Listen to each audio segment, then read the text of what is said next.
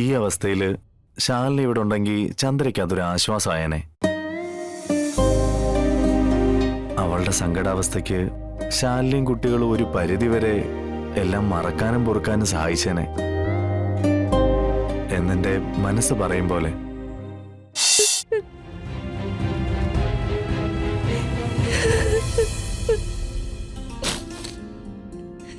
മോളെ,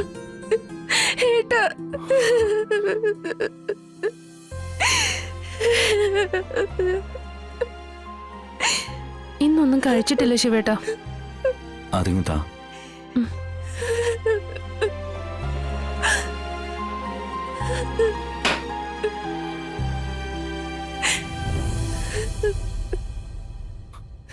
മോളെ, നീ ഇത് കുടിക്കേ. അവൻ അത്ര ആയുസുണ്ടായിരുന്നുള്ളൂ, അങ്ങനെ വിചാരിക്കേ. അല്ലാതെ വിധിക്കെതിരെ പടവരുതാൻ നമ്മളെ കൊണ്ടാവില്ലല്ലോ.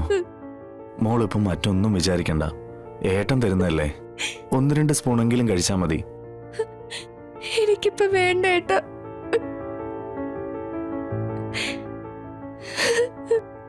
മോളെ, ഇത് ജീവിതമാണ്. സന്തോഷത്തെക്കാളേറെ ജീവിതത്തിൽ ദുരിതമാണ് കൂടുതലുള്ളതും. അത് നമ്മൾ മനസ്സിലാക്കുന്നത് ഇതുപോലുള്ള അവസ്ഥകളിലൂടെ കടന്നു പോകുമ്പോൾ മാത്രമാണ്. നിന്റെ ഓർമ്മകളിൽ നിന്നും പ്രകാശിനെ അത്ര പെട്ടെന്ന് മറക്കാനാവില്ലെന്ന് എനിക്കറിയാം. എങ്കിലും മറക്കാൻ ശ്രമിക്കണം. മറന്നേ പറ്റൂ.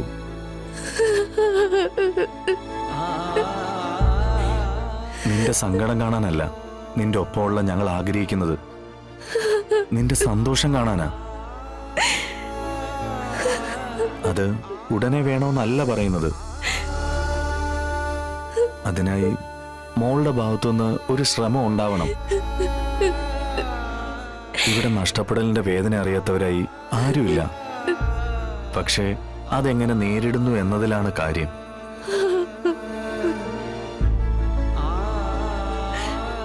ഏട്ടനെ മോള് വിഷമിപ്പിക്കില്ലല്ലോ.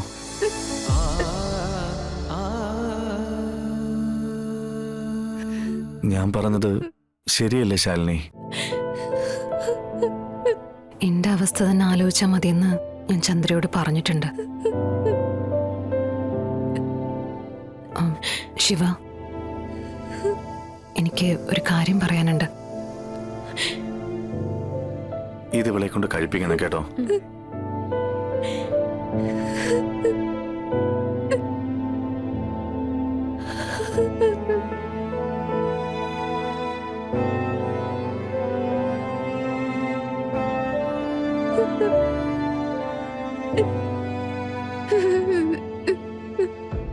ചന്ദ്രേ, എത്രയെന്നും പറഞ്ഞാൽ വിശന്നിരിക്കാം.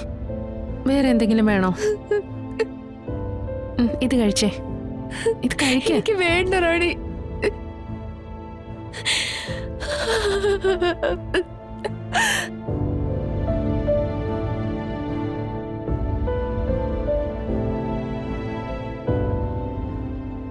എന്താ ശാലിനി, എന്താ പറയാനുണ്ടെന്ന് പറഞ്ഞേ? എത്രയും പെട്ടെന്ന് എനിക്കൊരു വാടക വീട് കണ്ടെത്തണം. കുട്ടികളെയും കൊണ്ട് അങ്ങോട്ട് മാറണം. അല്ല, അതെന്താ അങ്ങനെ പറഞ്ഞേ? ഇവിടെ ഏതെങ്കിലും രീതിയിൽ ബുദ്ധിമുട്ട് എന്തെങ്കിലും നിങ്ങൾക്കുണ്ടായോ? ഒരു ബുദ്ധിമുട്ടും ഉണ്ടായിട്ടല്ല. പക്ഷേ ഭാവിയിൽ ഉണ്ടായേക്കാവുന്ന വലിയൊരു ബുദ്ധിമുട്ട് ഒഴിവാക്കാനാണെന്ന് മാത്രം.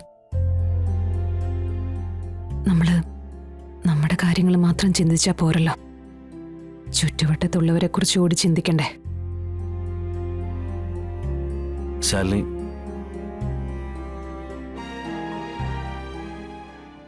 ശാലിനിയുടെ മാനസികാവസ്ഥ എനിക്ക് മനസ്സിലാവും. ഒരാളുടെ വാ വേണമെങ്കിൽ നമുക്ക് മൂടിക്കെട്ടാം. പക്ഷേ നാട്ടുകാരുടെ മുഴുവൻ വായി നമുക്ക് മൂടിക്കെട്ടാൻ പറ്റില്ലല്ലോ, അല്ലേ? അതിപ്പോ എന്നായാലും മാറണം. അത് കുറച്ച് നേരത്തെ ആയാ നമ്മളെ മാത്രം ശ്രദ്ധിച്ചുകൊണ്ട് നിൽക്കുന്നവർക്ക് പറയാനൊരു അവസരം കൊടുക്കണ്ടല്ലോ. പറയുന്നവർക്ക് കാരണങ്ങൾ കാണോ പഞ്ഞം?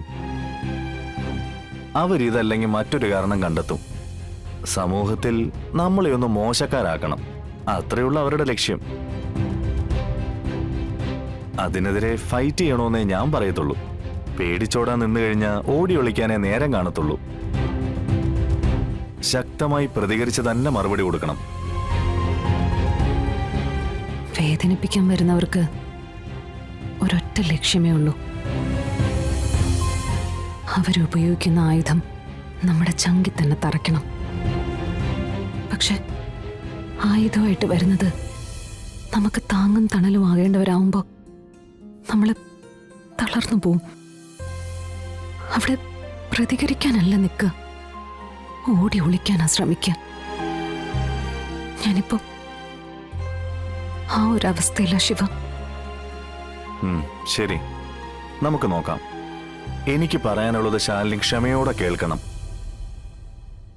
ഈ അവസ്ഥയിൽ ശാലിനി ഇവിടെ ഉണ്ടെങ്കിൽ ചന്ദ്രയ്ക്ക് അതൊരു ആശ്വാസമായേനെ. അവളുടെ സങ്കടാവസ്ഥയ്ക്ക് ശാലിനിയും കുട്ടികളും ഒരു പരിധിവരെ എല്ലാം മറക്കാനും പൊറുക്കാനും സഹായിച്ചേനെ എന്നെന്റെ മനസ്സ് പറയും പോലെ. അതുകൊണ്ട് കുറച്ചു ദിവസം കൂടെ കഴിഞ്ഞിട്ട് ഒരു തീരുമാനം എടുത്താ പോരെ? ഇത് എൻ്റെ ഒരു റിക്വസ്റ്റാ. സ്വീകരിക്കാം, അല്ലെങ്കിൽ തള്ളിക്കളയാം. അതെല്ലാം ശാലിനിയുടെ ഇഷ്ടമാണ്.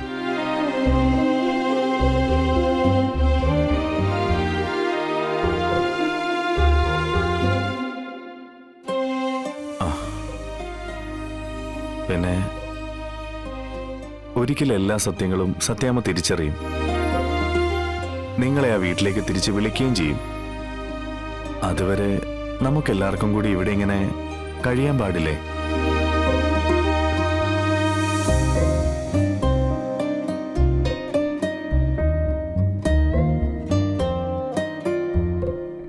പരസ്പരം പങ്കുവെക്കുന്നതെല്ലാം ദുഃഖങ്ങളാ. ആ എല്ലാ ദുഃഖങ്ങളും ഒരേ ഒരു കൂരക്കീഴിലാവുമ്പോ പരസ്പരം പറഞ്ഞ് സമാധാനിക്കെങ്കിലും ചെയ്യാലോ. ഒന്ന് ശരിക്കും ആലോചിച്ച് നോക്ക്, എന്നിട്ട് നമുക്കൊരു തീരുമാനം എടുക്കാം.